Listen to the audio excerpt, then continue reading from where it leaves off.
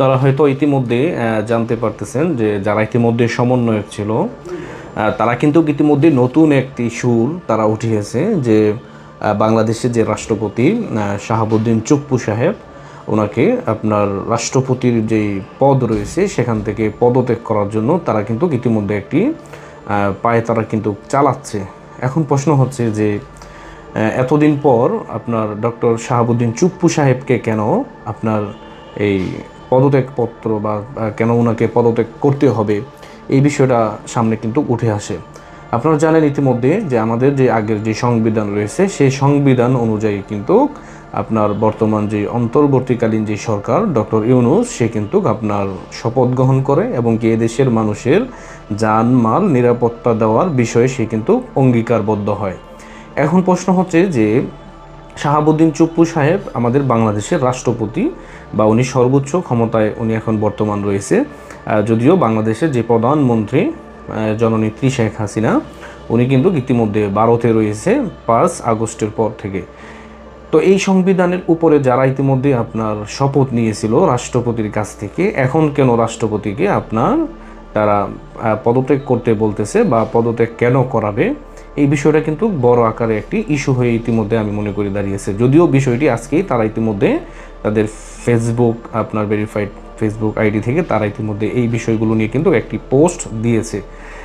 আমরা মনে করি যে এগুলো হচ্ছে ষড়যন্ত্রের একটি অংশ, কারণ বাংলাদেশের সংবিধান অনুযায়ী এখনও প্রধানমন্ত্রী রয়েছেন শেখ হাসিনা এবং সংবিধান অনুযায়ী এখন পর্যন্ত নিয়োগপ্রাপ্ত হিসেবে শাহাবুদ্দিন চুপ্পু সাহেব উনিও কিন্তু আপনার রাষ্ট্রপতি হিসেবে এখন পর্যন্ত বহাল রয়েছে। এখন যদি আবার শেখ হাসিনার মতন আপনার জোরপূর্বকভাবে কেন আপনার অপচেষ্টা করে তাকে যদি আপনার রাষ্ট্রপতির পদ থেকে সরানো যেতে পারে, তাহলে কিন্তু তারা মনে করবে যে আমরা ইতিমধ্যে সাকসেস হয়ে গেছি। কেন রাষ্ট্রের সবচেয়ে বড় দুটি পদ থাকে, একটি হচ্ছে আপনার রাষ্ট্রপতি, তারপর হচ্ছে আপনার প্রাইম মিনিস্টার। এই দুইটি পদ কিন্তু আপনার একটি রাষ্ট্রের জন্য গুরুত্বপূর্ণ পদ। তার মানে এই দুইটি পদ থেকে ইতিমধ্যে একজনকে তারা সরিয়ে দিয়েছে এবং কি আরও একজনকে তারা সরাতে ইতিমধ্যে নানান আপনার ষড়যন্ত্র ইতিমধ্যে কিন্তু তারা করে যাচ্ছে এবং কি তারা সফল হওয়ার একটি চিন্তাধারাও কিন্তু তারা ইতিমধ্যে করতেছে।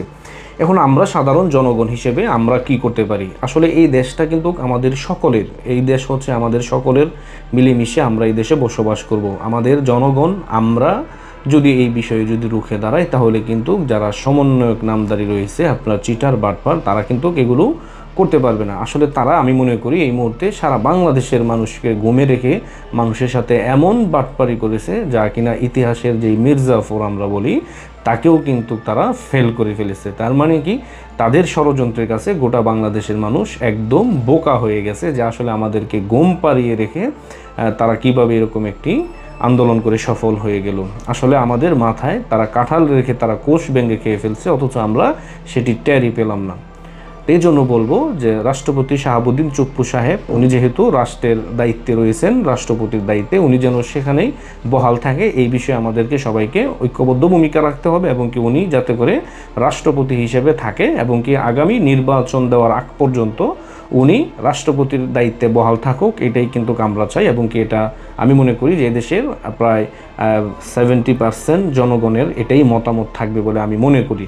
কারণ যেহেতু এই আন্দোলনটি হয়েছে একটি বেকায়দা এবং কি আইন বিরোধী একটি আন্দোলন ইতিমধ্যে তারা করেছে এবং কি এদেশের মানুষের জানমাল নিরাপত্তা কিন্তু ইতিমধ্যে হুমকির মধ্যে ফেলে দিয়েছে এই নামদারি যারা ইতিমধ্যে সমন্বয়ক পরিচয় দিচ্ছে বা তারা যে আন্দোলন করে যারা ইতিমধ্যে বলতেছে যে আমরা সফল হয়ে গেছি, তাদের মুখের যেই কথা বা মধুর যেই মিষ্টি বাণী এগুলো শুনে কিন্তু এদেশের মানুষ অনেকটাই আপনার হাবুডুবু খেয়ে ফেলেছিল কিছুদিন আগে। কিন্তু এখন আমাদের দেশের অনেক মানুষই কিন্তু এই বিষয়গুলো অবগত হচ্ছে যে আসলে এটি ছিল তাদের একটি প্ল্যান এবং কি এদেশের এই দেশটাকে ধ্বংস করার জন্য তাদের এই প্ল্যান কিন্তু তারা ইতিমধ্যে করেছিল। এই জন্য বলবো সবার জায়গা থেকেই আমাদের দাবি জানাতে হবে যে রাষ্ট্রপতি শাহাবুদ্দিন চুপ্পু সাহেব উনি যাতে করে আপনার রাষ্ট্রপতি হিসাবে বহাল থাকে এবং কি তারা যেন কোনো ষড়যন্ত্র করতে না পারে। আজকের ভিডিও এই পর্যন্তই। ভালো থাকবেন, সুস্থ থাকবেন। আসসালামু আলাইকুম।